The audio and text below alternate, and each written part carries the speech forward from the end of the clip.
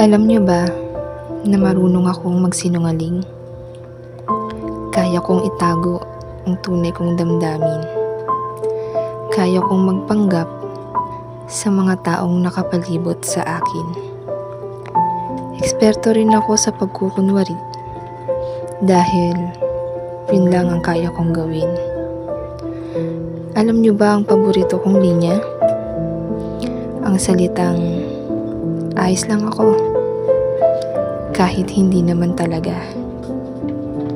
Ang salitang, kaya ko pa, kahit ang totoo'y hindi ko na kaya.